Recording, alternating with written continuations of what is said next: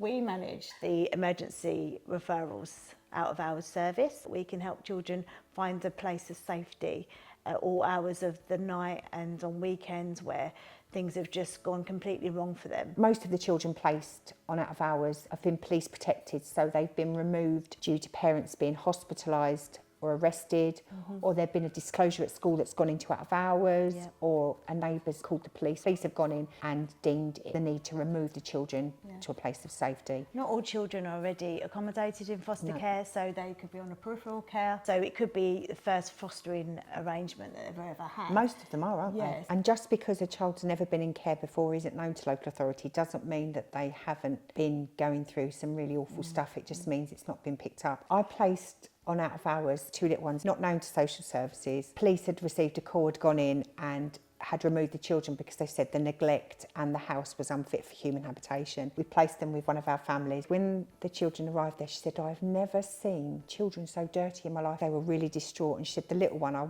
wiped her over, got a clean vest and nappy on her, and she fell asleep. But the 4-year-old, he was so upset. She said, but I showed him his bedroom. He laid on the bed facing the wall and he just screamed and he wouldn't let me near him. She sat on the bottom of the stairs and she started to read a book, and she read it very loudly to herself, and she was going up a step at a time. By 2 o'clock in the morning, she was sat beside his bed and he was asleep with his hand on her head. It had taken that little bit of work, but he trusted her. He trusted himself that he could fall asleep, and he just had to have his hand on her head so he knew she wouldn't leave. You know, that's the work we do. That's profound. That's what people come into fostering for, is to help children. And these are children who need help now. They need immediate help. We get a call from a local authority saying, we've got a 7-year-old been police protected due to mum being arrested, need a placement within London. We would ask relevant questions like, is there any medical needs? Is there any behavioural needs we need to be aware of? Are there any cultural needs? And we will look at our list, see if we've got families within the area that can accommodate. Whoever's on duty with them would call that family and say, are you available this evening? If the family go, absolutely not a problem, we would then